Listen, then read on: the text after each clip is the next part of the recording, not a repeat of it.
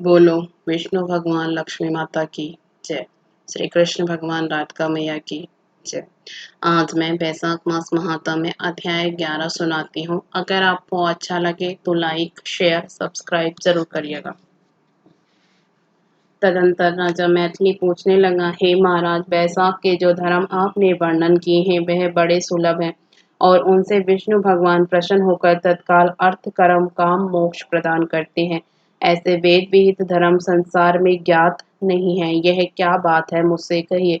श्रुतदेव बोले, हे राजन, वैशाख मास के कर्तव्य धर्म प्रख्यात क्यों नहीं है और अन्य धर्मों के संसार में ख्याति क्यों है।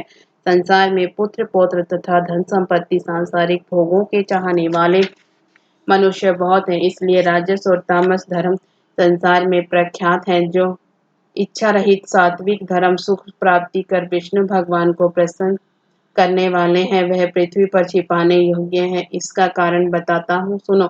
इक्ष्वाकु के कुल का भूषण काशीपुरी में नरक का पुत्र सार्वभौम राजा बड़ा यशस्वी कीर्तिमान नाम का हुआ। यह जितेंद्रिय क्रोध को जीतने वाला ब्राह्मण और राजाओं में उत्तम था। एक दिन आखेट करता हुआ जा रहा था तो मार्ग में मुनि वशिष्ठ जी ने शिष्यों को देखा, जो वह कहीं प्याऊ लगा रहे थे, कहीं छाया का मंडप बनवा रहे थे, कहीं वापी निर्मल करवा रहे थे, कहीं बैठे हुए मनुष्यों के पंखों से पवन कर रहे थे, कहीं सुगंधित फूलों को दे रहे थे, मध्याह्न समय छतरी दान कर रहे हैं, वह कहीं तांबुल दे रहे हैं, कहीं नेत्रों में कपूर लगा रहे हैं। यह देख राजा ने पूछा कि तुम कौन हो और यह क्या कर रहे हो। वे बोले, हम वैशाख में कर्तव्य धर्मों को गुरु वशिष्ठ जी की आज्ञा से कर रहे हैं, जिनके करने से धर्म अर्थ काम और मोक्ष मिलती है और विशेष फल तुम गुरु जी से जाकर पूछो। यह सब सुन राजा वहां से तत्काल चल दिया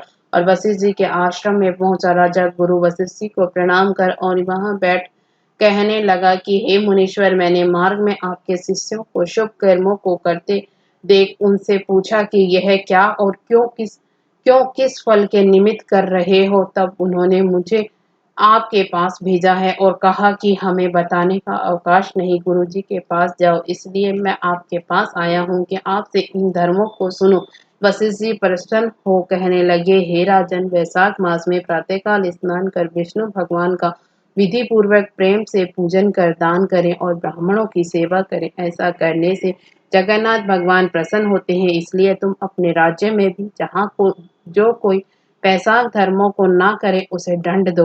इस प्रकार वशिष्ठ जी से वैशाखोक्त सब धर्म सुन भक्ति पूर्वक उनकी पूजा कर अपने घर चला गया और सभी धर्म कर देव देव निरंजन केशव भगवान में बड़ी प्रीति करने लगा और हाथी पर ठोर रखवा कर अपने राज्य में मुनादी करवा दी कि 8 वर्ष से 80 वर्ष के वृद्ध पिता पुत्र भार्या या इष्ट मित्र कोई भी हो जो मेष की संक्रांति में सूर्योदय से पहले स्नान नहीं करेगा और वैशाखोक्त धर्म का पालन नहीं करेगा, उसको चोर के समान दंड दे देश से निकाल दूंगा। गांव गांव में धर्मोपदेशक ब्राह्मण नियुक्त कर दिए और धर्महीनों को दंड देने के लिए 10-10 सवाल नियुक्त कर दिए। इस प्रकार इस चक्रवर्ती राजा के राज्य शासन से यह धर्म वृक्ष सब देशों में विस्तार पूर्वक फैल गया।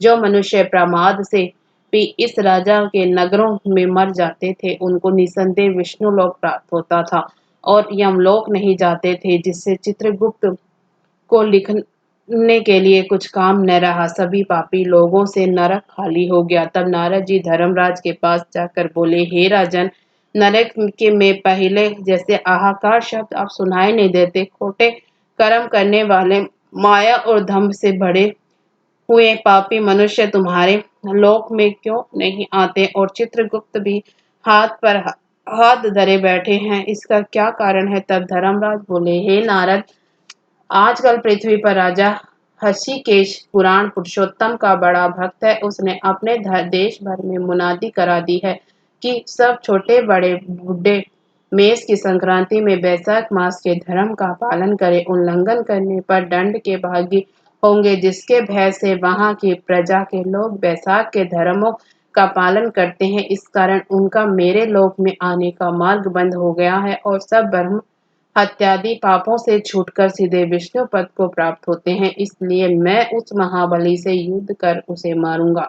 यदि वह मुझसे न मरेगा तो मैं ब्रह्मा के पास जा उनसे सब निवेदन कर स्वस्थ हो जाऊंगा। इस प्रकार नारद जी से सलाह कर मृत्यु, रोग, जरा आदि सेवकों तथा 50 कोटि यमदूतों को ले स्वयं यमराज दंड उठा भैंसा पर चढ़ पृथ्वी पर आए और शीघ्र ही उस राजा की पुरी को घेर महाशंखनाद करने लगे। जब राजा ने यह सुना कि यम ने यह पुरी घेरी है, तब अत्यंत क्रोध कर अपनी सब सेना सजा नगर से बाहर आया। दोनों में घोर युद्ध हुआ। राजा ने यम की सारी सेना आदि को जीत कर क्षण भर में भगा दिया, जिससे क्रोध कर यमराज ने अपने अनेकों बाण चलाए और ढाल तलवार उठा राजा को मारने को आया। तब राजा ने 3 बाणों में यमराज के धनुष, ढाल, तलवार आदि सब काट कर गिरा दिए और एक तीक्ष्ण बाण यमराज के मस्तक में मारा। तब यम ने क्रोध कर अपना दंड उठाया और उसको ब्रह्मास्त्र से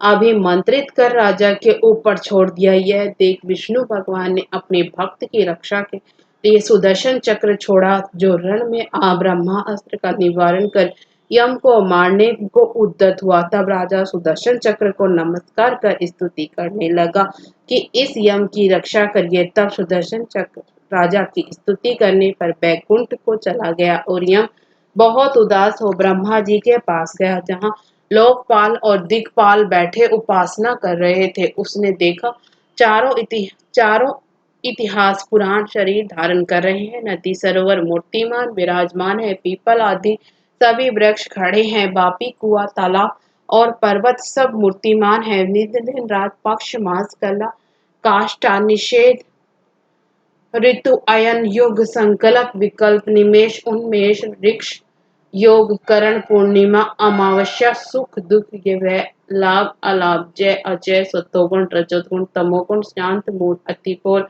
प्राकृतिक विकार, कफ, वात, पित्त आदि सब चराचर मूर्तिमान सेवा में खड़े हैं। उनके बीच में यमराज सेवकों सहित लज्जावान हो मुख मलिन कटे हुए वृक्ष की भांति जा गिरा और त्राहि त्राहि पुकारने लगा, जिसको देख सभी आपस में अचरज से कहने लगे, यम के यहाँ आने का क्या कारण है? जिस यम को काम से क्षण भर भी अवकाश नहीं मिलता, जिसके वस्त्र फट रहे हैं, चित्रगुप्त भी इसके पीछे पीछे ही आया है। यमराज कहने लगा, हे कमलासन, मेरी प्रतिष्ठा भंग हो गई, मुझे को पेटा है, मेरे वस्त्र आदि छीन लिए हैं, आंख के होते हुए मेरी यह दुर्गति हुई है। यह सुन सभा में बड़ा भारी कोलाहल हुआ। तब पवन ने ब्रह्मा की सलाह से सबकी वाणी रोक दी और यम को वहां से उठाया और आसन पर बिठा पूछने लगा कि यह दुर्गति तुम्हारी किसने की है? तू पुष्यकेतु जो सबके पिता है, उनके सामने अपना सब वृतांत कह,